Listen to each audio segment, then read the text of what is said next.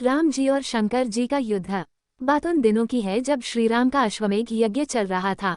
श्रीराम के अनुज शत्रुघ्न के नेतृत्व में असंख्य वीरों की सेना सारे प्रदेश को विजित करती जा रही थी।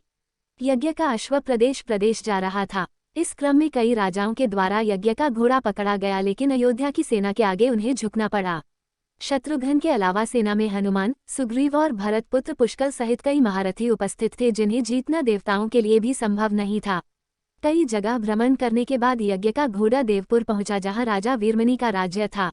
राजा वीरमणि अति धर्मनिष्ठ तथा श्रीराम एवं महादेव के अनन्य भक्त थे। उनके दो पुत्र रुक्मांगद और शुभंगद वीरों में श्रेष्ठ थे। राजा वीरमणि के भाई वीरसिंह भी एक महारथी थे। राजा वीरमणि ने भगवान शंकर की तपस्या कर उन्हें प्रसन्न किया था और महादेव ने उन्हें उनके और उनके पूरे राज्य की रक्षा का वरदान दिया था। महादेव के द्वारा रक्षित होने के कारण कोई भी उनके राज्य पर आक्रमण करने का साहस नहीं करता था।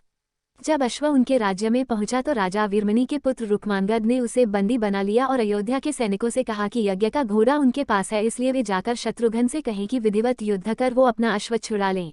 जब रुक्मांगद ने ये सूचना अपने पिता को दी तो वो बड़े चिंतित हुए और अपने पुत्र से कहा कि अनजाने में तुमने श्रीराम के यज्ञ का घोड़ा पकड़ लिया है। श्रीराम हमारे मित्र हैं और उनसे शत्रुता करने का कोई औचित्य नहीं है, इसलिए तुम यज्ञ का घोड़ा वापस लौटा आओ। इस पर रुक्मांगद ने कहा कि हे पिताश्री, मैंने तो उन्हें युद्ध की चुनौती भी दे दी है, अतः अब उन्हें बिना युद्ध के अश्व लौटना हमारा और उनका दोनों का अपमान होगा। अब तो जो हो गया है उसे बदला नहीं जा सकता, इसलिए आप मुझे युद्ध की आज्ञा दें। पुत्र की बात सुनकर वीरमणि ने उसे सेना सुसज्जित करने की आज्ञा दे दी। राजा वीरमणि अपने भाई वीरसिंह और अपने दोनों पुत्र रुक्मांगद और शुभांगद के साथ विशाल सेना लेकर युद्ध क्षेत्र में आ गए।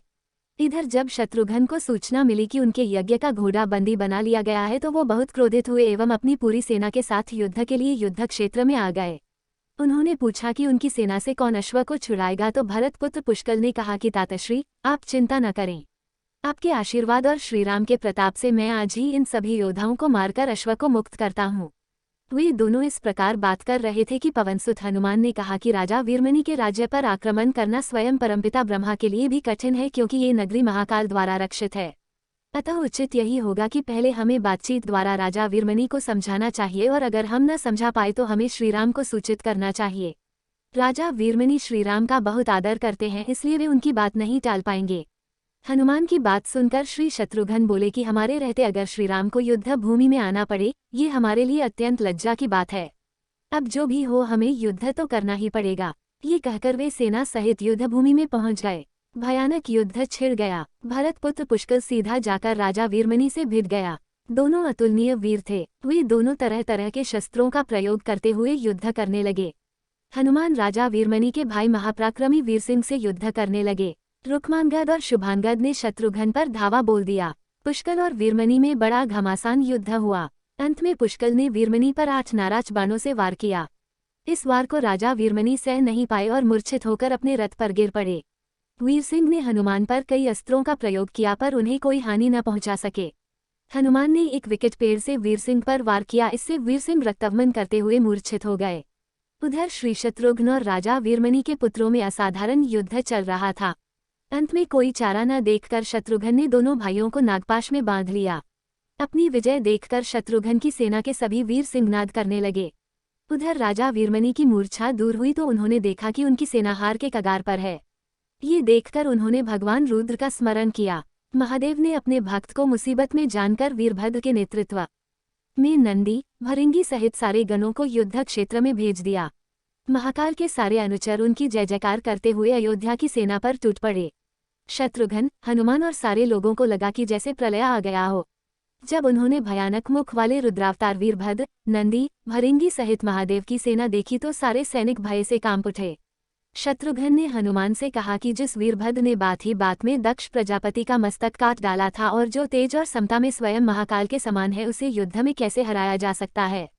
ये सुनकर पुष्कल ने कहा कि हे तातश्री, आप दुखी मत हो।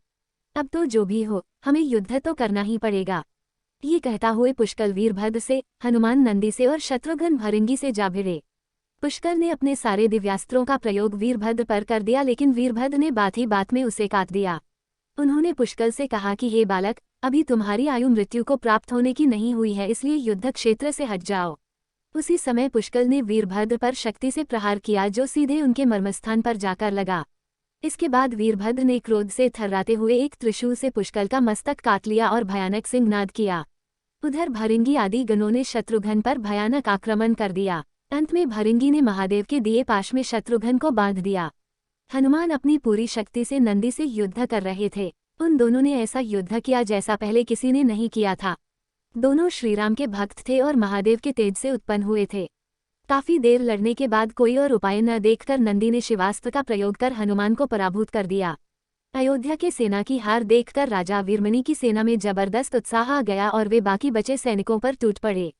ये देखकर हनुमान ने शत्रुघ्न से कहा कि मैंने आपसे पहले ही कहा था कि ये नगरी महाकाल द्वारा रक्षित है, लेकिन आपने मेरी बात नहीं मानी।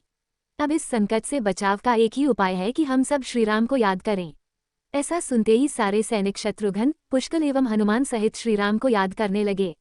अपने भक्तों की पुकार सुनकर श्रीराम तत्काल ही लक्ष्मण और भरत के साथ वहां आ गए। अपने प्रभु को आया देख सभी हर्षित हो गए एवं सबको ये विश्वास हो गया कि अब हमारी विजय निश्चित है।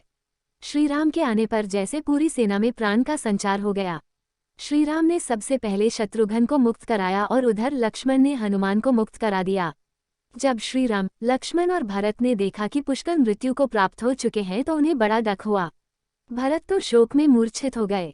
श्रीराम ने क्रोध में आकर वीरभद्र से कहा कि तुमने जिस प्रकार पुष्कल का वध किया है उसी प्रकार अब अपने जीवन का भी अंत समझो। ऐसा कहते हुए श्रीराम ने सारी सेना के साथ शिवगणों पर धावा बोल दिया। जल्द ही उन्हें ये पता चल गया कि शिवगणों पर साधारण अस्त्र बेकार है, इसलिए उन्होंने महर्षि विश्वामित्र द्वारा प्रदान किए दिव्यास्त्रों से वीरभद्र और नंदी सहित सारी सेना को विदीर्ण कर दिया। श्रीराम के प्रताप से पार न पाते हुए सारे गणों ने एक स्वर में महादेव का आह्वान करना शुरू कर दिया। जब महादेव ने देखा कि उनकी सेना बड़े कष्ट में है तो वे स्वयं युद्ध क्षेत्र में प्रकट हुए। इस अद्भुत दृश्य को देखने के लिए परमपिता ब्रह्मा सहित सारे देवता आकाश में स्थित हो गए। जब महाकाल ने युद्ध क्षेत्र में प्रवेश किया तो उनके तेज से श्रीराम की सारी सेना मूर्छित हो गई। जब श्रीराम ने देखा कि स्वयं महादेव रणक्षेत्र में आए हैं तो उन्होंने शस्त्र का त्याग कर भगवान रुद्र को दंडवत प्रणाम किया एवं उनकी स्तुति की।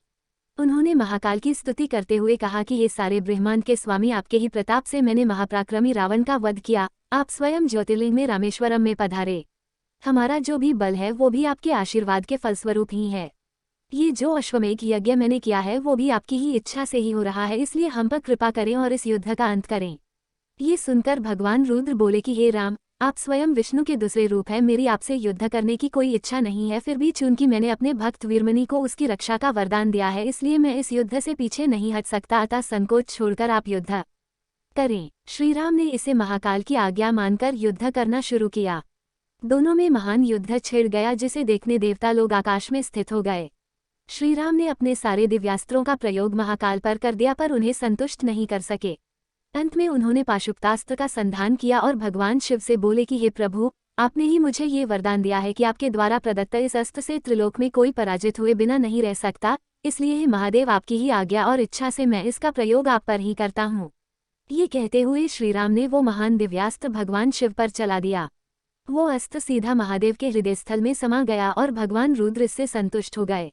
उन्होंने प्रसन्नतापूर्वक श्रीराम से कहा कि आपने युद्ध में मुझे संतुष्ट किया है, इसलिए जो इच्छा हो वर मांग लें। इस पर श्रीराम ने कहा कि हे भगवान, यहाँ इस युद्ध क्षेत्र में भ्राता भरत के पुत्र पुष्कल के साथ असंख्य योद्धा वीरगति को प्राप्त हो गए हैं, उन्हें कृपया जीवन दान दीजिए। महादेव ने मुस्कुराते हुए तथास्तु कहा और पुष्कल समेत दोनों ओर के सारे योद्धाओं को जीवित कर दिया।